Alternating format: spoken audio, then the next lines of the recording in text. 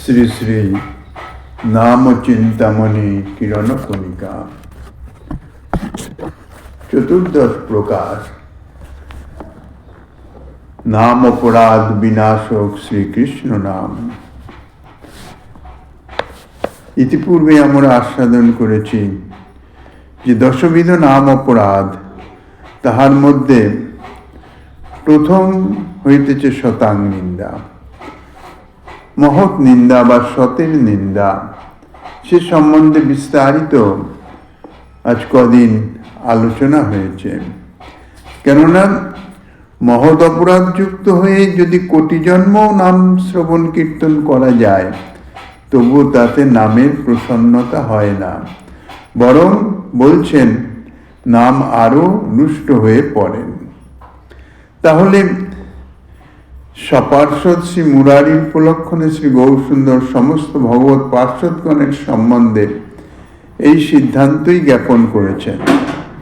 শ্রীল বৃন্দাবন দাস ঠাকুর শ্রী চৈতন্য ভাগবতে দ্বিতীয় খণ্ডে তাহা বর্ণনা করেছেন।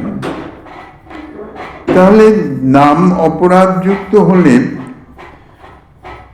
যদি নামের আশ্রয়ে অপরাধ খালন নাই হয়, তাহলে তার গতি কি, উদ্ধারের উপায় কি? আর যদি অপরাধ যুক্ত হয়ে নাম গ্রহণ করলে নাম আরো রুষ্ট হয়ে পড়েন, অপরাধ আরো সঞ্চিত হয়, তাহা তো অতি ভয়ঙ্কর কথা। এ বিষয়ে ইহাই বলা যায় যে মহৎ অপরাধ যুক্ত মহৎ অপরাধ খালনের জন্য কোনো চেষ্টা নাই, আন্তরিক অনুতাপ নাই। দ্বিতীয়ত, এই যে সমস্ত মহৎ অপরাধ যেগুলি কোনো অপেক্ষা নাই, অপ্রয়োজনীয়, যেমন শ্রী নারায়ণ পার্ষদ শ্রী গরুড়, তিনি মৎস্য ভক্ষণ করেন, যাহা সৌভরী ঋষির অর্থাৎ কালীয় হ্রদে যেখানে গরুড়ের আসা নিষিদ্ধ, সৌভরী ঋষি অভিশাপ প্রদান করেছিলেন। গরুড় পক্ষী জাতি, তিনি মৎস্য ভক্ষণ করছেন নারায়ণের খাস পার্ষদ হয়ে।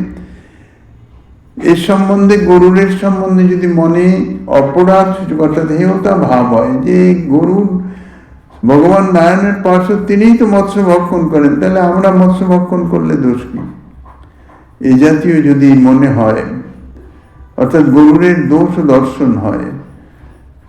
শ্রী ভরত মহারাজ যেমন মৃগ শাবকে আসক্ত হয়ে শেষকালে পরবর্তী জন্ম মৃগ জন্মই প্রাপ্ত করেছিলেন, ইত্যাদি ইত্যাদি। যে ভগবত পার্ষদগণ, তাদের যে আমাদের বাহ্যিক দৃষ্টিতে, ব্যবহারিক দৃষ্টিতে, জাগতিক দৃষ্টিতে তাহাদের যে কার্য, কিছু কিছু অপরাধমূলক কার্য অর্থাৎ দোষণীয় কার্য যা আমাদের দৃষ্টিতে পতিত হয়, ইহা যথার্থ অপরাধ নয়। কেননা ভগবত পার্ষদগণ জীব শিক্ষার্থে ভগবত প্রেরণাতেই এই ধরনের কার্য করে থাকেন। তাদের সম্বন্ধে যদি মনে অপরাধের ভাব আসে, অর্থাৎ তাদের হেয়তা বা অমর্যাদা ভাব মনেও যদি আসে, তাহলে কিন্তু শ্রী নাম প্রভু আরো অপ্রসন্ন হয়ে যান। এগুলো এক নম্বর।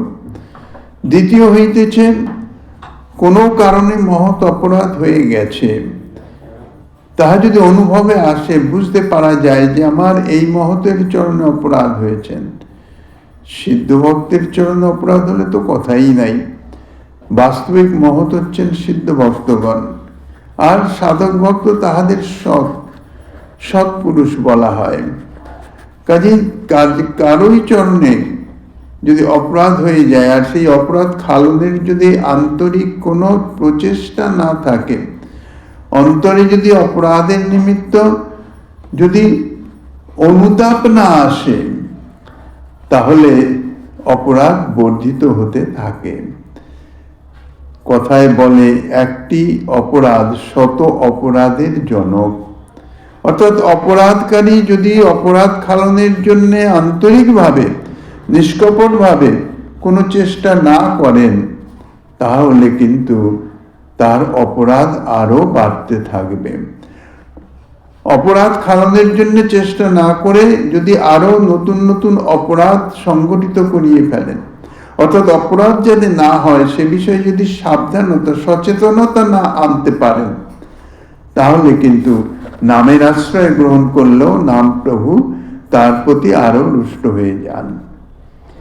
শ্রী শুক্রাচার্য, শ্রী ভৃগু প্রভৃতি তাহাদের সম্বন্ধে কি সিদ্ধান্ত আসতে পারে? শুক্রাচার্য তিনি শ্রীকৃষ্ণের বিভূতি। গীতাতে 10ম অধ্যায় সেখানে বলেছেন, কবিনা মু শোনা কবি, শাস্ত্র দর্শিনা মু শোনা নাম কবি শুক্র। অর্থাৎ শ্রীধর সাইপাদ গীতার এই শ্লোকের টিকাতে বলেছেন, গীতায় শ্রী ভগবান বিভূতি যোগে পরিষ্কার বলেছেন, কবিনা মু শোনা কবি, অর্থাৎ আমি শ্রীকৃষ্ণ শাস্ত্রদর্শীগণের মধ্যে শুক্রাচার্য নামক পণ্ডিত। শ্রীমদ্ ভাগবতে বলছেন, কবিনাং কাব্য আত্মবান দণ্ড নিত্যাধ্যাত্ম জ্ঞান পর্যন্ত শাস্ত্র বিদুষাং মধ্যে অহং কাব্য শুক্রাচার্য যত অসৌ আত্মবান আত্মানাত্ম বিবেকজ্ঞ। অর্থাৎ শ্রীজীব গোস্বাইপাদ তিনি শ্রীমদ্ ভাগবতের এই শ্লোকের অর্থাৎ 11 স্কন্ধের 16 অধ্যায়ের 28তম শ্লোকে শ্রীকৃষ্ণ বলছেন যে আমি ঋষিগণের মধ্যে অর্থাৎ কবিগণের মধ্যে, কবি অর্থাৎ এখানে শাস্ত্রবিদগণের মধ্যে, আত্মবানগণের মধ্যে আমি হচ্ছেন শুক্রাচার্য, শুক্র। আমি শ্রীকৃষ্ণ দণ্ডনীতি থেকে আত্মজ্ঞান পর্যন্ত শাস্ত্রবিদগণের মধ্যে শ্রী শুক্রাচার্য, যেহেতু আত্মানাত্ম বিবেকজ্ঞ। শুক্রাচার্য যিনি আত্মা অনাত্মা অর্থাৎ কোনটি আত্মার কল্যাণকারী কোনটি আত্মার অকল্যাণকারী সেই বিবেক যাহাদের, শাস্ত্র সম্বলিত বিবেক যাহাদের চিত্তে জাগরিত হয়েছেন, তাঁরাই হচ্ছেন বিবেকজ্ঞ, অর্থাৎ বিবেক সম্পন্ন, আত্মানাত্ম আত্মা এবং অনাত্মার বিবেক সম্পন্ন। তাহলে শুক্রাচার্য স্বয়ং শ্রীকৃষ্ণেরই বিভূতি। সুতরাং শুক্রাচার্যের যদি নিন্দা করা হয় তাহলে তো শ্রীকৃষ্ণেরই প্রকারান্তরে শ্রীকৃষ্ণেরই নিন্দা, শ্রীকৃষ্ণের বিভূতির নিন্দা। কাজেই তিনি হন অসুরের কুলগুরু, সেটা কোনো লীলা, কোনো কার্যবশত, কোনো কিছুতে। কিন্তু শুক্রাচার্যের মতন পণ্ডিত জ্ঞানী ব্যক্তি যাহাকে বলছেন অর্থাৎ শ্রী ভগবানের বিভূতি স্বরূপ, তিনি তো কোনো নিন্দাসূচক বা কোন রকম কর্ম করতে পারেন না। কাজেই তাঁর সম্বন্ধে যদি যে শুক্রাচার্য যেহেতু অসুরের গুরু, এই জাতীয় যদি মনোভাব আসে তাহলে তাহা চরম অপরাধ হয়ে যাবে, শ্রীকৃষ্ণের বিভূতিরই নিন্দা হয়ে যাবে। এখন আমি শ্রীকৃষ্ণের নাম গ্রহণ করছি, প্রকারান্তরে শ্রীকৃষ্ণের নিন্দা করছি, তাহাতে কি নাম প্রভু প্রসন্ন হতে পারেন কখনো? উপরন্তু আরো অপরাধী হয়ে যায়। দ্বিতীয়ত যে ব্রহ্মর্ষি শ্রী ভৃগু ঋষি, তিনিও শ্রীকৃষ্ণের বিভূতি। শ্রীমদ্ ভগবদ গীতার 10ম স্কন্ধের 25 শ্লোকে সেটা বলেছেন, এবং শ্রীমদ্ ভাগবতেরও বিভূতি যোগ বর্ণন প্রসঙ্গে 11 স্কন্ধের 16 অধ্যায়ে তিনি এটা বলেছেন 14 নম্বর শ্লোকে। শ্রীকৃষ্ণের গুণদর্শন করে উত্তরকালে ব্রহ্মর্ষি বৈষ্ণবতার উদয় হয়েছিল। বৈষ্ণবত্তম তে তদুত্তর কালে তাদৃশ ভগবত গুণই নৈব জাতমিতি জ্ঞেয়ম তথাপি তস্য তত্র গমনম শ্রী ভগবত লোক কৃতার্থ সগুণ ব্যঞ্জনেচ্ছয়ই বেতি চ। শ্রী বৈষ্ণব ত্রিশনী এবং শ্রী কোমল সন্দর্ভের টিকায় ইহা বর্ণনা করেছেন। অর্থাৎ শ্রী ভগবান জগৎবাসীকে, জগতের লোকে কৃপা করবার জন্যে নিজ গুণের প্রকাশের ইচ্ছায় শ্রী ভৃগুকে একটি লীলা প্রবন্ধে বৈকুণ্ঠে গিয়ে শ্রী বিষ্ণুর পক্ষে পদাঘাত করবার অধিকার প্রদান করেছিলেন। প্রকারান্তরে নিজেই নিজের পক্ষে পদাঘাত করছেন কেন? নিজেই তো বিভূতি। শ্রী বৃন্দাবন দাস ঠাকুরও ঠিক সেই কথাই বলেছেন। মূলে কৃষ্ণ প্রবেশিয়া ভিগুর দেহেতে করাইলা ভক্তির মহিমা প্রকাশিতে। জ্ঞানপূর্ব ভিগুর এ কর্ম কভু নয়, কৃষ্ণ বাড়ায়েন অধিকারী ভক্ত জয়। শ্রী ভগবান তিনি ভক্তের মহিমা জগতে প্রকাশ করবার জন্যে আর ভক্ত ভগবত মহিমা প্রকাশ করবার জন্য সদা সর্বদা সচেষ্ট। ভক্ত ভগবানের প্রতি ইহাই তো বিশেষ প্রীতি। বৃত্তাস্পদ জনের গুণাখ্যান বর্ণনা অর্থাৎ প্রকাশ করা, ইহাই হচ্ছে প্রীতির ধর্ম। তার নির্দেশিত হচ্ছে, অর্থাৎ ঋষিগণ তাহারা সিদ্ধান্ত করছেন ভগবৎ স্বরূপ যে ব্রহ্মা, বিষ্ণু এবং মহেশ্বর, এই তিনজনের মধ্যে শ্রেষ্ঠ উপাস্যকে, তিনজনই উপাস্য ঠিকই, কিন্তু শ্রেষ্ঠ উপাস্যকে কাকে নিশ্চিন্তে কার উপাসনা করা যায়, কার ভজনা করা যায়। এখন মনে মনে চিন্তা করলে বা আলাপ আলোচনার মধ্যে করলে তো হবে না। প্রমাণ চাই, প্রত্যক্ষ প্রমাণ চাই। ভজনীয় গুণের অধিকারী কে, অর্থাৎ কোন ভগবৎ স্বরূপে ভজনীয় গুণের যথেষ্ট প্রকাশ আছে। এখন এটা নির্ধারণ কে করবেন? ভৃগু ঋষিকে, ব্রহ্মর্ষি ভৃগু ঋষি তানাকে সেই দায়িত্ব দিলেন। তা ঋষিগণ কি জানেন না যে কে যথার্থ উপাস্য তত্ত্ব হিসাবে প্রকাশিত? জানেন, কিন্তু জগৎজীব তো সেটা মানবে না। তাহারা চায় চাক্ষুষ প্রমাণ। প্রমাণ না পাওয়া পর্যন্ত জগতের জীব তাহাকে কখনো গ্রহণ করেন না। তাই যত কিছু লীলা জীব কল্যাণার্থে, জীবের জন্যে ভৃগু ঋষি গেলেন প্রথমে ব্রহ্মলোক। ব্রহ্মাকে কোনো দণ্ডবৎ প্রণামাদি কিছু করলেন না, অথচ ব্রহ্মার মানুষ পুত্র ভৃগু ঋষি। পুত্র যদি এসে যদি পিতাকে দণ্ডবৎ না করে তাহলে পিতার অমর্যাদা, এহেন আচরণ, অহংকারী। ব্রহ্মা অত্যন্ত কুপিত হয়ে গেলেন। ক্রোধান্বিত হয়ে যখন ভৎসনা করতে শুরু করলেন ভৃগু ঋষি, তখন সেখান থেকে সরে গেলেন। অর্থাৎ ব্রহ্মার যে আচরণ সেটি জগৎজীবের নিকটে প্রকাশ করলেন। মহাদেবের ওখানে গেলেন। মহাদেব দুর্বাসা, ভৃগু ঋষি তখন মহাদেব ভৃগু ঋষিকে আলিঙ্গন করতে চাইলেন। ভৃগু ঋষি মহাদেবের আলিঙ্গন স্বীকার করলেন না, বরং ছাই বর্ষ মাখা ইত্যাদি নানান রকমের নিন্দাসূচক মন্তব্য করলেন। মহাদেব কুপিত হয়ে গেলেন। ভৃগু ঋষি সেখান থেকে চলে গেলেন। এই যে ব্রহ্মলোক শিবলোকে গেছেন, কিন্তু খুব এমন গর্হিত আচরণ, লৌকিক দৃষ্টিতে গর্হিত আচরণ ঠিকই। কোথাও গেলাম, সেখানকার অধিকর্তা তিনি যদি আদর করে বুকে জড়িয়ে ধরতে চান, তাহলে তখন যদি সেটি স্বীকার না করা হয়, আরো গর্বভরে যদি তাহার নিন্দা করা হয় যে না, তার আলিঙ্গন আমি নিতে পারি না, সে আলিঙ্গনের যোগ্য নয়, এই জাতীয় ভাবে যদি কথা বলা হয়, স্বাভাবিক এটি ক্রোধের উৎপাদক, আর এটি অপরাধজনক কার্যও বটে। চলে গেলেন বৈকুণ্ঠ লোকে। এখন বাকি রয়েছে শ্রী বিষ্ণু। গিয়ে তিনি বিষ্ণু তো শেষ সাহিত্য লক্ষ্মী দেবী পদসেবা করছেন। কোনো কথাবার্তা নেই, ডাকাডাকির প্রশ্ন নেই, সোজা গিয়ে বক্ষে পদাঘাত করে দিলেন। ভক্তের মহিমা জগতে প্রকাশ করবার জন্যই ভগবান সব চেষ্টা করেন। ভৃগু ঋষি কি জাতীয় অধিকার তানার? অধিকারের প্রশ্ন কি? তিনি তো বিষ্ণুরই বিভূতি। ভগবান বিষ্ণুর সঙ্গে সঙ্গে উঠলেন, উঠে তানাকে দণ্ডবৎ প্রণামাদি করে আরো তানাকে বলছেন যে আমার তো কঠোর বক্ষ, আপনার চরণে আঘাত লাগেনি তো? অর্থাৎ ক্ষমার প্রতিমূর্তি।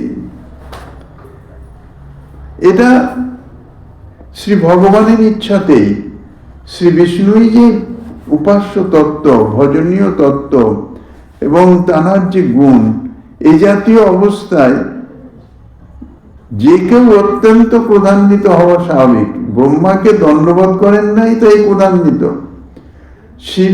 শিবের আলিঙ্গন স্বীকার করেন নাই, তাই ক্রোধান্বিত। আর বিষ্ণুকে কি সোজা পদাঘাত করে দিচ্ছেন, তাও তিনি শুয়ে আছেন। তিনি বললেন, আমার অপরাধ হয়েছে, আমি তো সূচনা পাই নাই, আপনাকে আপ্যায়ন করে আনা আমার একান্ত কর্তব্য ছিল, আমার অপরাধ ক্ষমা করুন। এই লীলা প্রকাশের জন্যই ভৃগু ঋষির দ্বারা পদাঘাত করিয়েছিলেন। এখন আমরা যদি মনে করি ভৃগু ঋষি ভগবান বিষ্ণুর পক্ষে পদাঘাত করেছেন, তাও বিনা কারণে, তাহলে অপরাধ হয়ে যাবে। কেননা এসব ভগবত লীলা, কোন উদ্দেশ্যে কোন লীলা, তাহা তো জীবের বোধগম্য নাই। এই জন্যে এই সমস্ত যে সিদ্ধ পার্শ্বদগণ, তাঁদের সম্বন্ধে, অর্থাৎ তাঁদের যে এই নিন্দনীয় কার্য সম্বন্ধে যদি মনে মনেও যদি অপরাধ বা হেয়তা বা নিন্দা করা যায়, তাহা যে অপরাধ, তাহার দৃষ্টান্ত বুঝিয়ে দিচ্ছেন। এরপর শ্রী ব্রহ্মার কি হয়েছেন?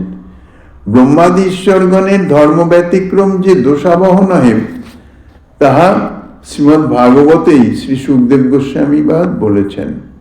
দশম স্কন্ধের 33তম অধ্যায়ের 29তম শ্লোকে, অর্থাৎ রাস পঞ্চাধ্যায়ের শেষে। এই শ্লোকে শ্রী বৈষ্ণব তোষণী এবং শ্রী কুমসন্দর্ভ টিকায় শ্রীজীব গোস্বামী লিখেছেন, ঈশ্বরানাং কর্মাদি পারতন্ত্র রাহিতা নাম ইত্যর্থ ধর্ম ব্যতিক্রম যদৃষ্ট যথা ব্রহ্মাদিনাং দুহিত্রী কামনাদৌ তথা সাহসং নির্ভয়তা চ যদৃষ্টং তথা বৃহস্পতিরুতত্ত্ব পত্নী গমনাদৌ তত্ত্বচ্চ তেজি অসাং তেষাং ন দোষায় প্রত্যব্যায় তত্র দৃষ্টান্ত সর্বভুজ বর্ণের যথা সর্বভুক্তং ন দোষায় না পবিত্রায় তদ্বিদ ইত্যর্থ।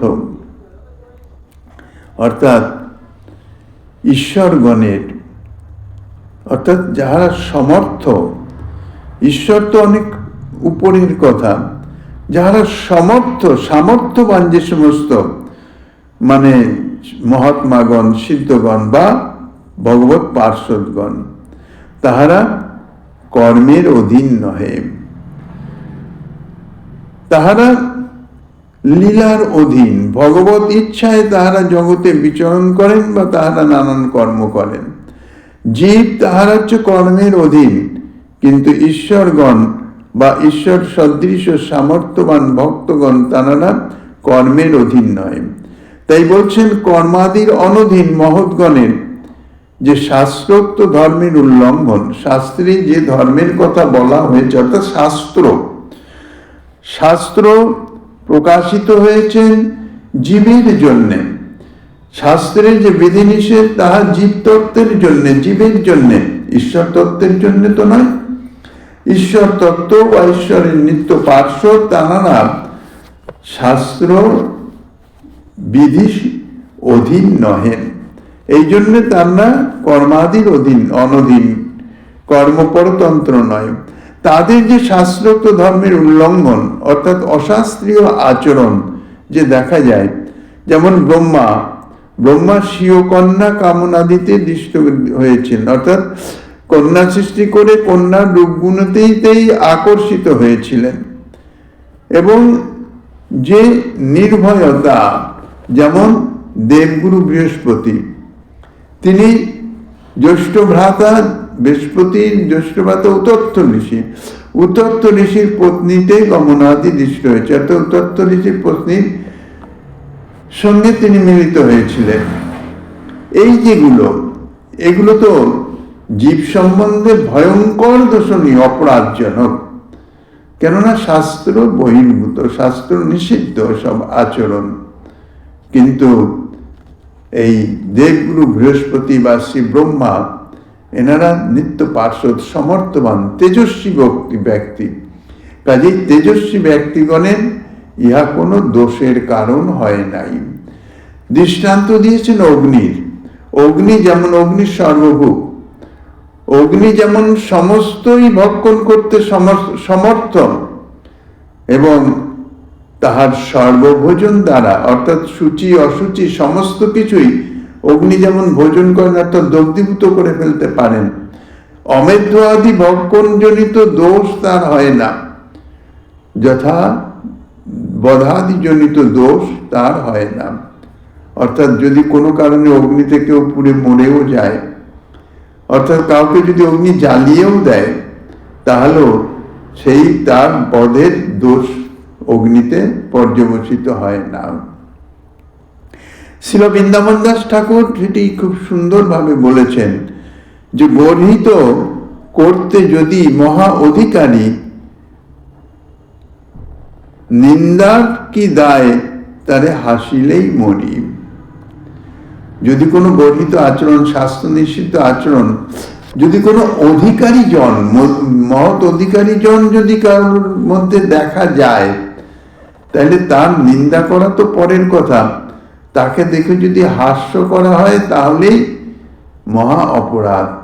তার দৃষ্টান্ত মরীচি আদি ঋষিগণ ব্রহ্মার এই যে কন্যার প্রতি আসক্তি দেখে তারা হেসেছিলেন, সেই জন্যে তাদের পতন হয়ে গেছিল, তাদের জন্মগ্রহণ করতে হয়েছিল পৃথিবীতে, এবং কংস কর্তৃক তারা নিহত হয়েছিল। একবার এটা গেল, তার পরবর্তীকালে শান্তনুর পুত্ররূপে গঙ্গার গর্ভে আবির্ভূত হয়ে সঙ্গে সঙ্গে তাদের জন্মমাত্রই তাদের গঙ্গার জলে ভাসিয়ে দিয়ে, অর্থাৎ তাদের প্রাণ হরণ করছিল, কারণ অভিশাপ ভুগতে হবে।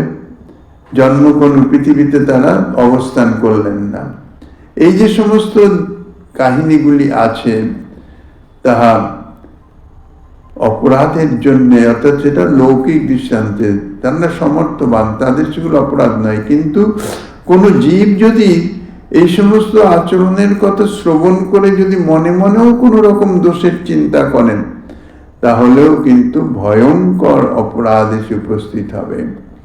ভাগবত হইতে এসব তত্ত্ব জানি, তাও যদি বৈষ্ণব গুরুর মুখে শুনি। এসব সিদ্ধান্ত এই জন্যেই সঙ্গ করতে হয়। ইতিপূর্বেও বলা হয়েছে যে সকলেই বৈষ্ণব, কিন্তু সঙ্গ করতে হবে এমন লোকের যাহার দর্শনে মুখে আইসে কৃষ্ণ নাম, যিনি আচরণশীল বৈষ্ণব, সেই বৈষ্ণবের সঙ্গ করতে হবে। কেননা অধিকারী বৈষ্ণবের আচরণ সর্বদা অনুকরণীয়, অনুকরণযোগ্য নয়, কেননা তিনি সমর্থ, কিন্তু তাদৃশ মহতের সঙ্গ, অর্থাৎ তার প্রতি আসক্তি যদি থাকে, তাঁর উপদেশে, তাঁর কৃপা এতে চিত্তের পরিবর্তন, চিত্ত শোধিত হবে। এই জন্যেই মহৎ সঙ্গ বিশেষভাবে বিচারণীয়, বিচার করে করতে হবে। সকলকেই দণ্ডবত, প্রণাম, শ্রদ্ধা ইত্যাদি জানানো হবে, কিন্তু সঙ্গ যদি করতে হয়, তাই সেক্ষেত্রে কিন্তু বৈষ্ণবতা বা বৈষ্ণব ইত্যাদি বিচার করে নিতে হবে। আচরণশীল বৈষ্ণব, শাস্ত্র বহির্ভূত আচরণকারী যদি তিনি হন, অর্থাৎ নিরন্তর শাস্ত্র বৈধ, অপিচেত সুদরাচার ভজতে মামান্যান্য ভাগ, এই শ্লোকের টিকাতেই গোস্বামী পাদগণ সে কথা বলে দিয়েছেন।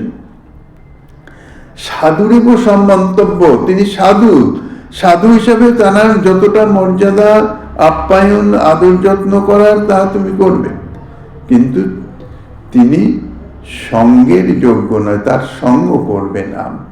সঙ্গ করতে হলে আচরণশীল মহতেরই সঙ্গ করতে হবে।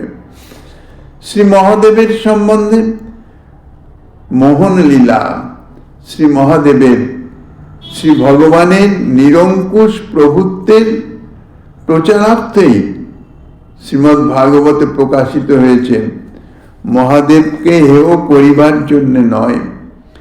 আত্মারাম মহাদেব, তিনি তো প্রাকৃত জীবের মতন নয়, তিনি নিরন্তর ভগবত স্মরণ মনন ভজনে রত দেবাদিদেব মহাদেব। তিনি ঈশ্বর তত্ত্ব, জীব তত্ত্ব নন।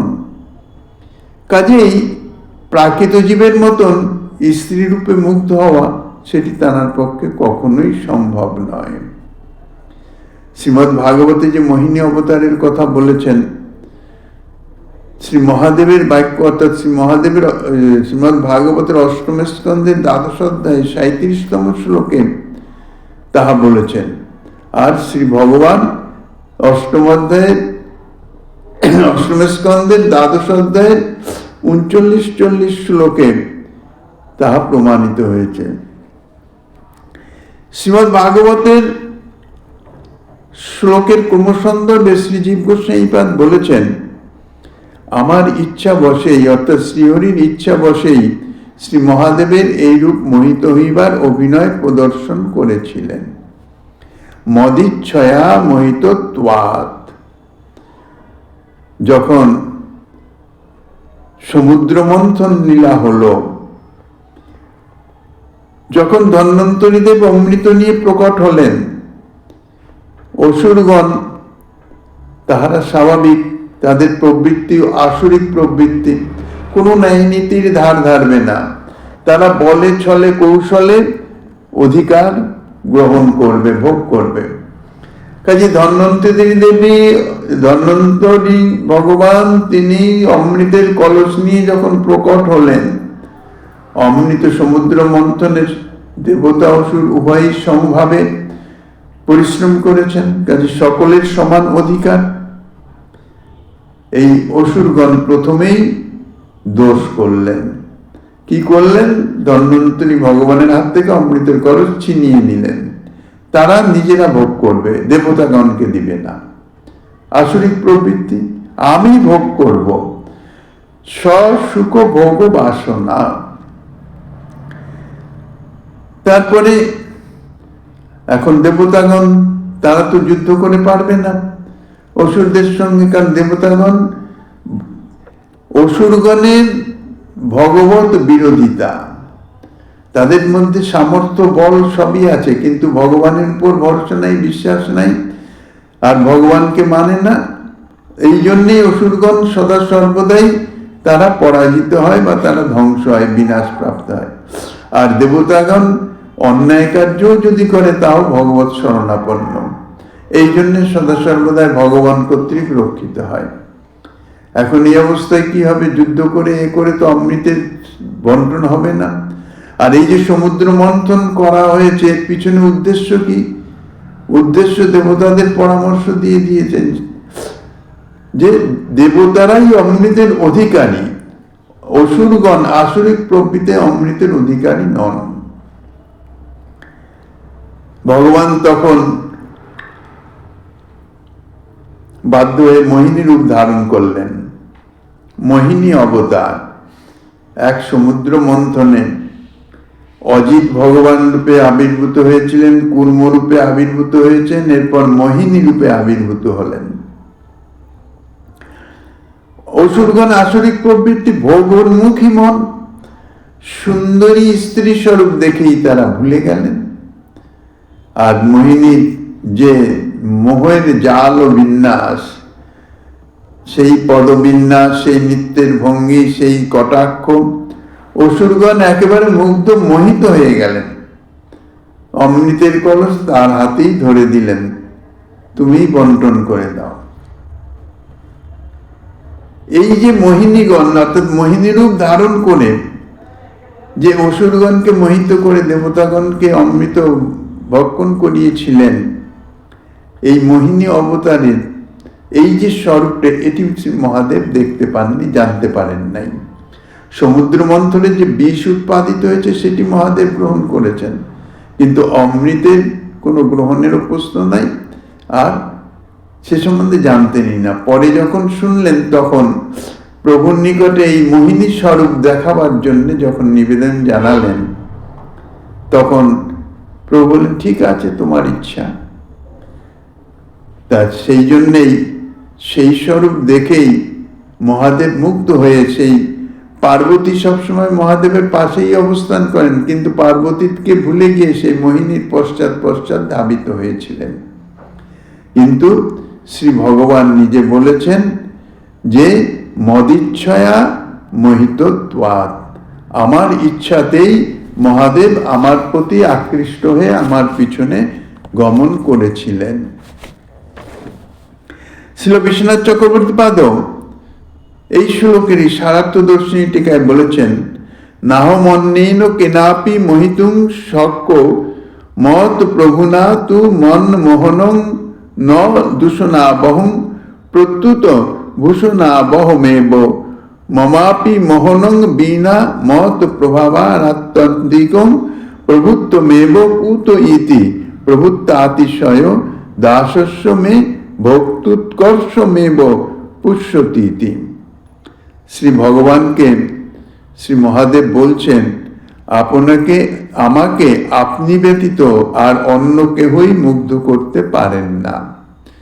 অতএব আমার প্রভুর দ্বারা আমার যে এই মোহন, অর্থাৎ এই যে মুগ্ধ হওয়া প্রভুর প্রতি, ইহা দোষণাবহ নয়, ইহা দোষবহ নয়, প্রত্যুত ইহা ভূষণাবহই, অর্থাৎ ইহা প্রশংসনীয়, ইহা দোষের কার্য নয়।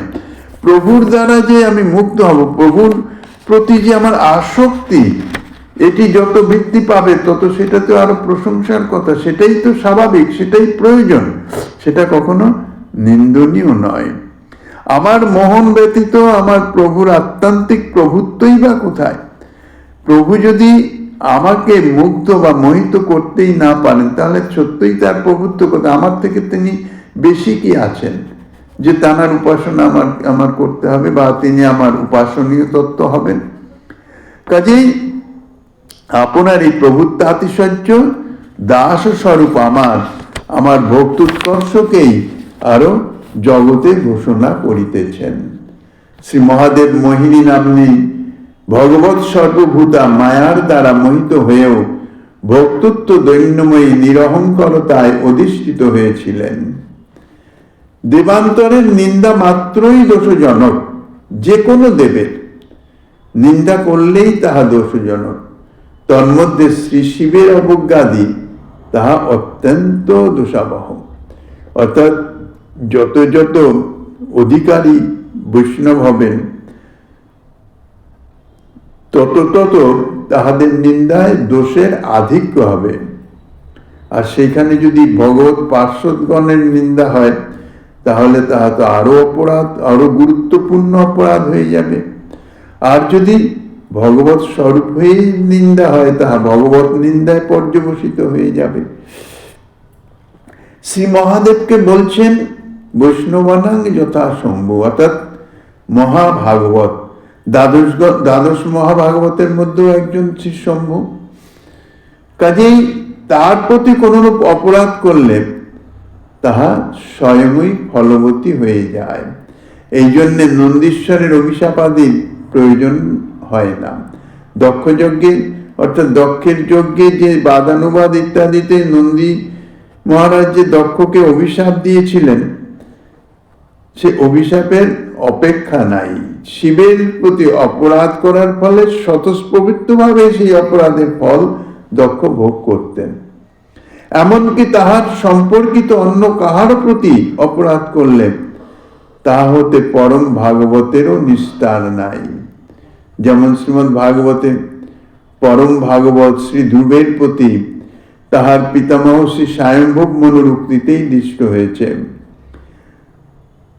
কি বলছেন স্বয়ম্ভব মনু? ধ্রুব মহারাজ যখন ভগবত সাক্ষাৎকার হয়ে গেল, তিনি রাজ্যে ফিরে এলেন। পিতা উত্থানপাদ তাঁকে রাজ্যগদ্দি প্রদান করে বানপ্রস্থে চলে গেলেন। এদিকে ভাই উত্তম বনে গিয়েছিলেন শিকারার্থে বোধহয়।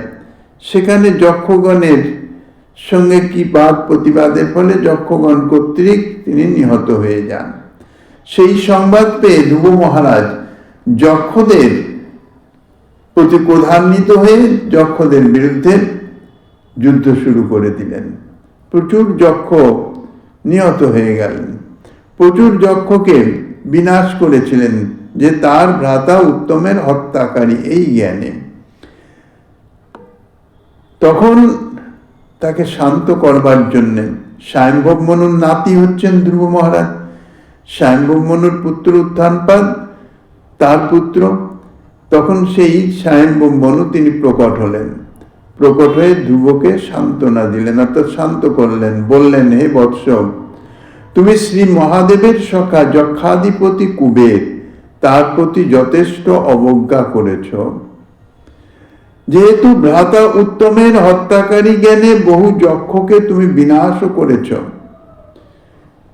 কিন্তু কুবের যেহেতু শ্রী মহাদেবের সখা, এই জন্য কুবেরের নিকটে অপরাধ বৈষ্ণব অপরাধের মধ্যে গণনা করা হবে।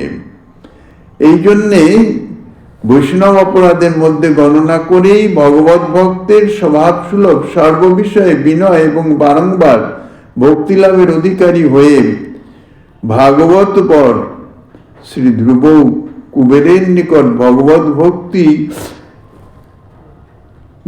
বর প্রার্থনা করেছিলেন।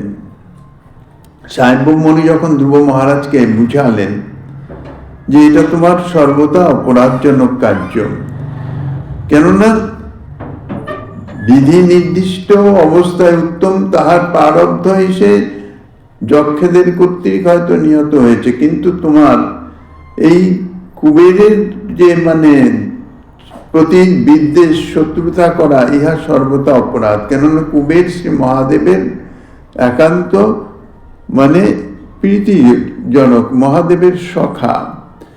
কাজে কুবেরের প্রতি তোমার এই যে অপরাধ, এই অপরাধটার জন্যে তোমার যে প্রবৃত্তির এত পরিবর্তন হয়ে গেছে, এটাই সবচেয়ে বড় জিনিস। বৈষ্ণবের বৈষ্ণবতা হানি হয়ে যায়, অর্থাৎ বিলীন হয়ে যায়, আচরণ দোষাবহ হয়ে যায় যদি মহৎ অপরাধ সৃষ্টি হয়ে যায়। কোনোভাবে যদি মহতের চরণের অপরাধ হয়ে যায়, তাহলে কিন্তু ধীরে ধীরে তার পতন হতে থাকে স্বাভাবিকভাবে। অর্থাৎ তাহার আচরণ ধীরে ধীরে, আচরণ থেকে তাহার যে বৈষ্ণবতার যে আচরণ, সেই বৈষ্ণবতা তাহা দূরীভূত হতে থাকে। তাই স্বয়ম্ভব মনু ধ্রুব মহারাজকে বলছেন যে এই কুবেরের নিকটে অপরাধ করবার নিমিত্তই তুমি সাক্ষাৎ ভগবত সাক্ষাৎকার করি, ভগবতের কৃপা প্রাপ্ত, তা সত্ত্বেও তোমার যে এইরকম অবস্থা, অর্থাৎ তুমি যে কুবেরের সঙ্গে যুদ্ধ করছো, অর্থাৎ তোমার যে সর্ববিষয়ে ভগবত ভক্তের যে স্বভাবসুলভ বিনয় নম্রতা, ভক্তি লাভের অভিলাষী হয়েও কুবেরের প্রতি ভগবত ভক্তিবর অর্থাৎ কুবেরের প্রতি বিদ্বেষ এসে গেছিলেন। স্বয়ম্ভব মনু যখন বুঝালেন, তখন ধ্রুবের চৈতন্য হলো। তখন যুদ্ধ ক্ষান্ত করে কুবেরের নিকট যখন ক্ষমা প্রার্থনা করলেন, কুবের তখন তাহাকে বর দিতে চাইলেন, বললেন তুমি বর গ্রহণ করো, তোমার প্রতি আমি প্রসন্ন হয়েছি। তা ধ্রুব মহারাজ কি বর প্রার্থনা করলেন? ভগবত ভক্তিবর প্রার্থনা করেছিলেন, যে আমার যেন ভগবত ভক্তি হয়। ইহাই হচ্ছে বৈষ্ণবের ধন্যতা। ধ্রুব মহারাজ সাধারণ কেউ নয়, ভগবত কৃপা প্রাপ্ত জন, ভগবত সাক্ষাৎকার ইত্যাদি হয়েছে। তা সত্ত্বেও ধ্রুবের যে তপস্যা, ইহা অতুলনীয়। 5 বৎসর বয়সে যে কঠোর তপস্যা করে 6 মাসের মধ্যে ভগবত সাক্ষাৎকার প্রাপ্ত হয়েছিলেন, ইহা দৃষ্টান্ত জগতে বিরল। তা সত্ত্বেও তিনি কিন্তু ভগবত ভক্তিবর প্রার্থনা করেছিলেন। অতএব শ্রী কুর্ম পুরাণাখ্যানে শ্রী ভগবান বলেছিলেন, যে ব্যক্তি আমাকে একান্ত ভক্তির সহিত নিত্য সম্যক রূপে অর্চনা করেন, অর্থাৎ একান্ত ভক্তির সঙ্গে আমার অর্চনা করছেন কিন্তু মহাদেবের নিন্দা করছেন, সেই ব্যক্তি নিশ্চয় নরকগামী হইতেছেন। এখানে মহাদেবের প্রসঙ্গে ভক্তের নিন্দা করেন, ভক্তের বৈষ্ণবের অবমাননা করেন, নিন্দা করেন, অথচ ভগবত ভজন করছেন, খুব নিষ্ঠা সহকারে ভজন করছেন, ভগবান কিন্তু তাহাতে প্রসন্ন হতে পারেন না। বলছেন ভগবান যে সে ব্যক্তি নিশ্চয়ই নরকগামী হইতেছে, অর্থাৎ আমার ভজন করে সে আরো পতিত হইতেছে। শ্রী কপিলদেব সাধারণ প্রাণীমাত্রের অবমাননার দিকেই নিষেধ করেছেন শ্রীমদ্ ভাগবতে। এই জন্য বলেছেন কায়ে মনো বাক্যে কাউকে উদ্বেগ না দিবে। মহৎ নিন্দা ইহা তো অপরাধই, কিন্তু বাস্তবিকভাবে কুর্মপুরাণে শ্রী কপিলদেব শ্রীমদ্ ভাগবতের 3য় স্কন্ধের 29তম অধ্যায়ের 21তম শ্লোকে প্রাণী মাত্রেরই অবমাননা করা, কারণ সর্বত্রই শ্রী ভগবানের অধিষ্ঠান। এই জন্য ভক্তের দৃষ্টি হবে, ভাবনা হবে কিরকম, যাহা যাহা নেত্র পড়ে তাহা ইষ্ট স্পৃহে। বাসুদেবম সর্বম, সমস্ত কিছুর মধ্যেই আমার অভিষ্ট দেব ভগবান বাসুদেব, তিনি বিরাজমান। এই ভাবনায় স্থিত হতে হবে, সদা সর্বদা এই ভাবনাটি বুঝিয়ে রাখতে হবে। যদি এই ভাবনায় স্থিত হওয়া যায় তাহলে কারোর সম্বন্ধে নিন্দা আসবেই না মনে। কেননা এনার মধ্যেও তো আমার ভগবান, আমার অভিষ্টদেবী বিরাজমান। কাজে ইনি যে কার্য করছেন সে আমার অভিষ্টদেবই করাইতেছেন, নিশ্চয়ই কোনো কারণ আছে। এই ভাবনা মনের মধ্যে আসবে, কাজে তাহার অবমাননা কখনো হতে পারে না। সুতরাং শ্রী শিব ব্রহ্মাদি সদৃশ মহৎগণের অবমাননায় যে ভয়াবহ মহৎ অপরাধ হয় তাহা বলা বাহুল্য। তারপর জয় বিজয়ের যে অপরাধ হয়েছিল, অর্থাৎ আমাদের দৃষ্টিতে, জাগতিক দৃষ্টিতে তাহাদের যে অপরাধ হয়েছিল সে